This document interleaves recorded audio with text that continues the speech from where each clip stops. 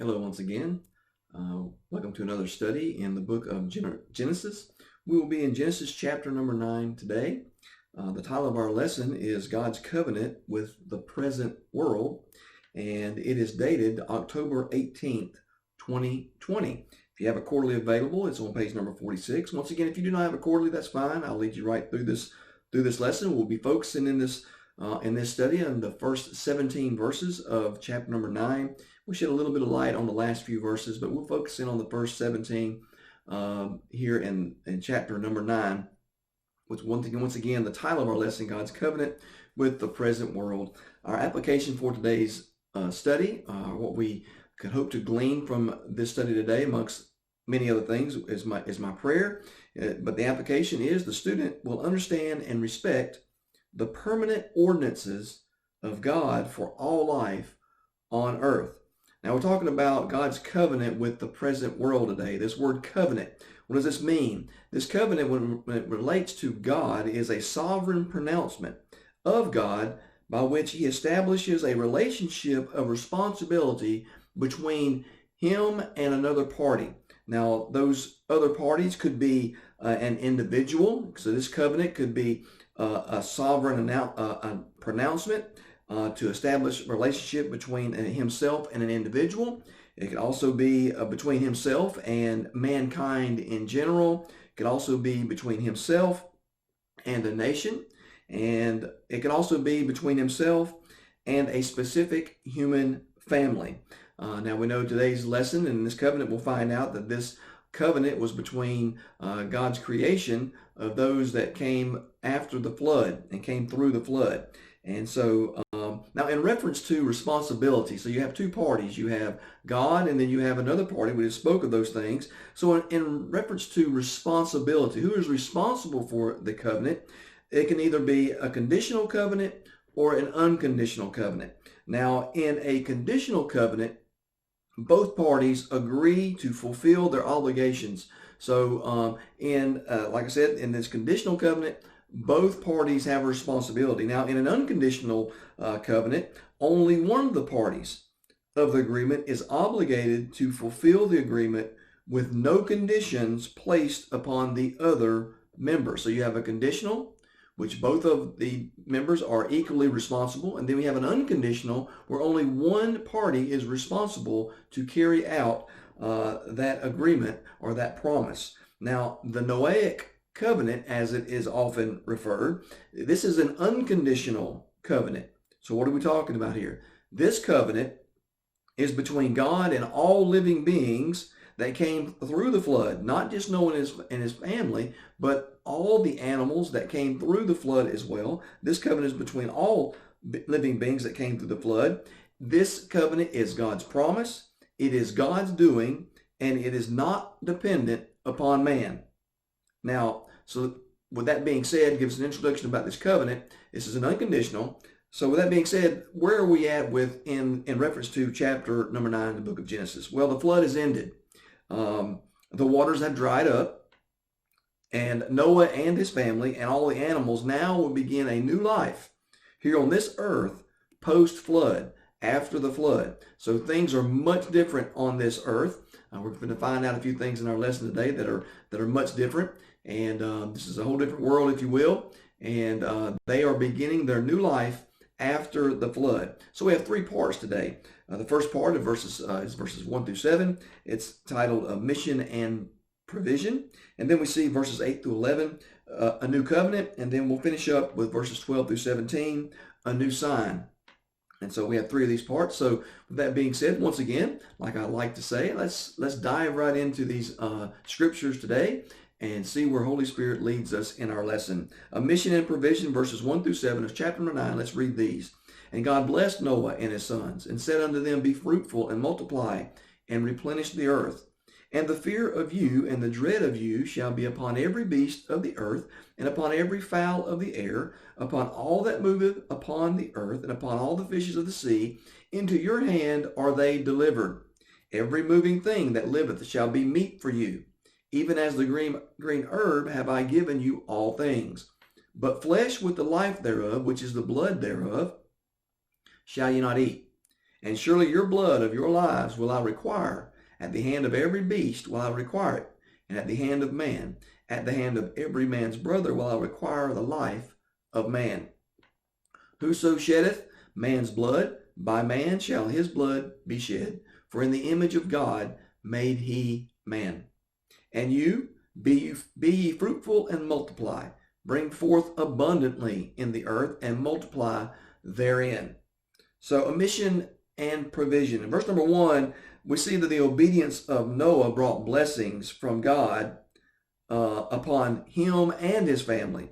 So God told them there to be fruitful and multiply in verse number 1. This is the Noah and his sons were given the same commandment that was given to Adam and Eve in chapter 1, verse 28. Here in verse number 1 of chapter 9, he says, and replenish the earth. This word replenish means to fill, not to refill, but to fill. Now, in this instance, we do know that mankind was on the earth, and Noah and his sons are here, and they are going to fill the earth. And if you will, they're going to refill the earth, repopulate the earth. But this word does not mean to refill. Many scholars and people that want to tie this to the gap theory and all those things, talking about refilling. This replenish word simply means to fill. Noah and his sons were to populate or fill the earth with children. And so that's what they were to do, to fill the earth with children. Now, in verse number 2, we see a little change here between the relationship between man and animal. Before the flood, man and animal had peace, and there was peace and tranquility between man. There was no fear or anything like that between man and animal. But now we see that after the flood, things change. Relationship between man and beast were forever changed after the flood. Man has always had dominion over animals. We find that in Genesis chapter 1 and the last part of verse 28. Man has always had dominion, but animals have not always feared man. Now, however, the peaceful harmony now has been replaced with both what? Fear and dread. The animals fear and dread man. And there's going to be a reason for that. This word fear means to terror. It means terror. So they're afraid of man. They fear man. They dread man. They dismay man now. Animals do. Man in reference to the animal kingdom here. Now, why would they fear and dismay? Why would they fear and dread man? Well, one thing we can look at in verse number 3 possibly is it says here, every moving thing that liveth shall be meat for you. Now, up to this point, they've been vegetarian. They've been eating herbs, fruit, those things, and not eating any flesh at this time. But now things have changed. So this meat word means food. Plain and simple means food. Now, the fear and dread of the animals is due in part possibly to the fact now that they are food for man. So God put this instinct into animals to fear and dread man, because now possibly you could possibly be food for man at this point. So things changed drastically after the flood. This is one of the major changes, is the fact that the way man and animals related to each other and their relationship, it was completely different. God put a restriction on the animals as food, and this restriction says flesh with the life thereof, found in verse number 4, but flesh with the life thereof, which is the blood thereof, shall ye not eat. So what is he talking about here? So before eating an animal, and we know all animals have blood, so he told them that this animals now were going to be meat, we're going to be food, so we know that they can eat them. However, these animals must be, before they are eaten, they must be killed, and their blood must be drained. This is also written in Leviticus chapter number 17 in reference to the law, verses 10 through 12, talking about the blood. Now in verses 5 and 6 is very interesting. Here, capital punishment is instituted here, and verses 5 and 6. Now, what are we talking about here? Any man or animal who sheds human, not an animal's blood, shall be put to death. So even if a man kills another man, he is to be put to death. If an animal kills a human being, that animal is to be put to death. And we know also that that the owner of those animals a lot of times are responsible for that as well. But those man killing man is required to be put to death as well, and an animal as well. To kill a man. Now, what are we talking about here? Why is this so important? Well, to kill a man is to think little of life and of God, whose image man is created. And we know in our lives today that that life is not precious like it used to be. People are just taking lives and not thinking twice about it. And so this world is in a mess. And but we do know that capital punishment was instituted here. If a man kills another man, he is to die. And so we must have an understanding of that. And by the way, that hadn't changed. Since that was instituted here, that has not changed. I know that there's many laws of this world and land that no longer take place in the capital punishment because it's too cruel. But God laid it down and made it was very, very clear. If it's proved that a man kills another man, he is to be put to death. And so we need to keep that in mind in this life there. So now in verse number 7, because life is precious and value, God restates man's responsibility to reproduce. He says here in verse number 7, and you, speaking of Noah and his sons, because that's who he's speaking with, he tells them to be fruitful and multiply. He tells them again, bring forth abundantly in the earth and multiply therein. And once again, we talked about that word multiply a couple lessons ago. It's not talking about just numerically. It's talking about be great. Be something for the Lord. And we know that prior to the flood, mankind was multiplying, but they were not doing any good. They were just making numbers, and that word was a little different there. But once again, he tells them that they need to be fruitful and multiply and bring forth abundantly in the earth. And so life is precious and valued according to God, and we need to take notice of that in these verses here. Now, in our second part here, we look at verses 8 through 11. We see a new covenant. So a new covenant that's coming in.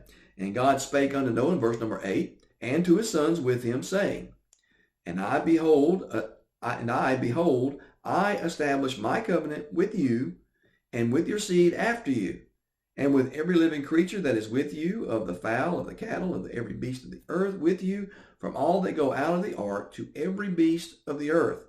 And I will establish my covenant with you. Neither shall all flesh be cut off any more by the waters of flood. Neither shall there any more be a flood to destroy the earth. So now we have a new covenant here. And this is what we're talking about, this covenant of being conditional or unconditional. And this here is an unconditional. Now in verses 8 through 10, we see that as stated as I stated in my introduction, this is known as the Noahic covenant, if you will. This Noahic covenant was between God, and not just between Noah, and not just between Noah and his sons. It was between all living beings that came through the flood. There was a promise that God has made to mankind, to the animal kingdom, to his creation, of certain things that God will not do. And this covenant is with you and I as well, even today. Now, he says in verse number 11, and I will establish my covenant with you. Now, so what are we talking about here? Also stated in the introduction, as I stated in my introduction, the covenant was God's covenant. It wasn't man's covenant. Man didn't come up with it. Man was not responsible for this covenant. God made this promise. God made this covenant. And so he was going to be the one responsible. He says there that God said, I will establish my covenant with you. So it's very clear. This is God's covenant. This is God's business. So he says here, he will establish. I will establish my covenant. What's this establish mean? It means to institute or cause to stand up, to cause to be seen, cause to know, to institute this covenant. And so this covenant was going to begin at this point and continue on. Now, the fulfillment of this covenant falls squarely upon God and only God. God is fully responsible for this promise that he has made to Noah, his sons, and all living beings that came after the flood, to include you and I. So this is a promise of God. We can take this, if you will, to the bank. And this covenant is, what is the covenant? Well, this covenant is that man or animals who breathe air shall not be destroyed by flood ever again. We need not worry about it. We're not going to die because of a worldwide flood. God will never do that again. and he is in control of his creation. He's not going to allow anyone else to do it either. He's the only one that can do it, but he will not destroy us, mankind, life, with a flood over the entire earth. On top of that, nor will there ever be another worldwide flood. Now we know we've had major floods and many people have lost their lives. We've had tsunamis. We've had all these things going on, but never have there been another worldwide flood like there was at the time of Noah. And there never will be again because of God's promise. And so God has made that promise, and he will stick to that promise, and he will fulfill that promise forever. And so we must have an understanding of that. So God here makes this covenant, makes this promise with us, with Noah, his sons, and all the animals, and makes this promise, and then sets a sign, gives Noah a sign, and gives us a sign today. And so this brings us to our final part this morning, today, verses 12 through 17, a new sign. So if you ever doubt the fact that God will never destroy the earth again by a flood, just look to the east. When you see a rainbow, think of God. Don't think of what the world has made the rainbow to be. Think about what God had set that rainbow in the sky for a reason. And it's God's reason. This new sign, verses 12 through 17. And God said, "This is the token of the covenant which I make between me and you and every living creature that is with you for perpetual generations." That's very important. It wasn't just for those that were living then, for perpetual generations. We'll get that here in just a moment. What did God say? Verse number 13, "I do set my bow in the cloud, and it shall be for a token of a covenant between me and the earth. And it shall come to pass, when I bring a cloud over the earth, that the bow shall be seen in the cloud. And I will remember my covenant, which is between me and you and every living creature of all flesh. And the waters shall no more become a flood to destroy all flesh. And the bow shall be in the cloud, and I will look upon it, that I may remember the everlasting covenant between God and every living creature of all flesh that is upon the earth." And God said unto Noah, "This is the token of the covenant which I have established between me and all flesh that is upon the earth." Now we find here in verse number 12, we see this word token here. Verse number 12, God said, "This is the token of the covenant." This word token means a sign, a symbol, or a distinguishing mark that causes one to think, ponder, or conclude some truth. So, what is this token? The truth of this token is that God will forever keep his covenant.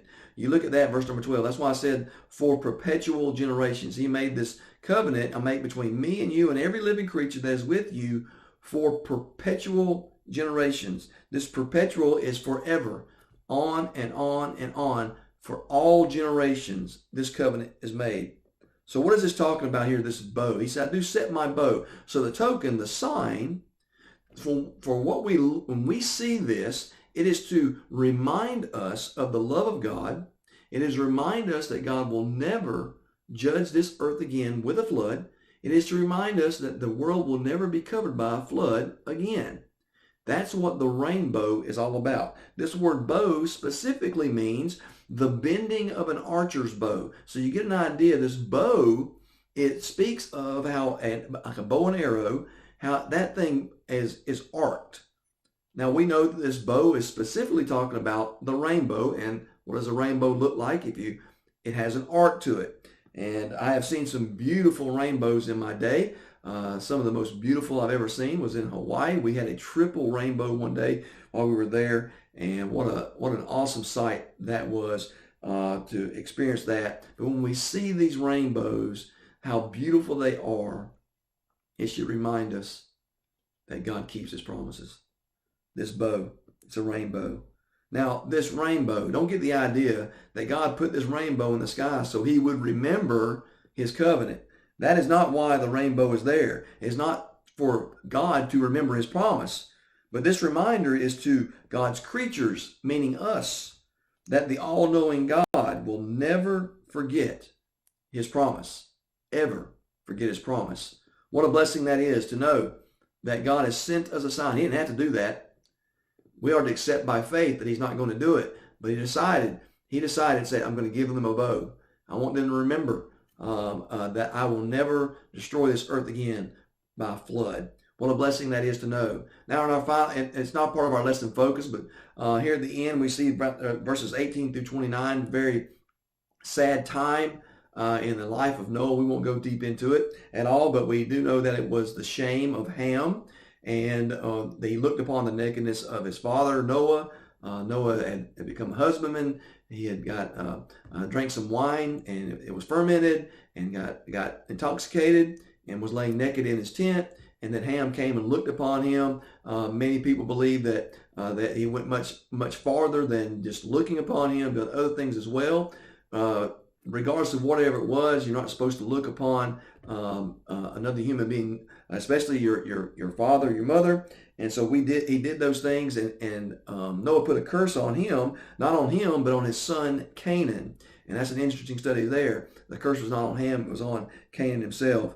And so that is all spoken of in verses 18 through 29. And we see in verses 28 through 29, at the end of this chapter here, we find that Noah lived 350 years after the flood. We know he was 600 years old when the flood came upon the earth. So Noah died at a young age of 950 years. And what a man of God he was to walk with God. And it never says that he wavered. In the 950 years, it never said that Noah wavered for his faith in God. And I pray that can be us today. If you're struggling with certain things in your life, give it to God. Have faith in him, knowing that he will deliver you.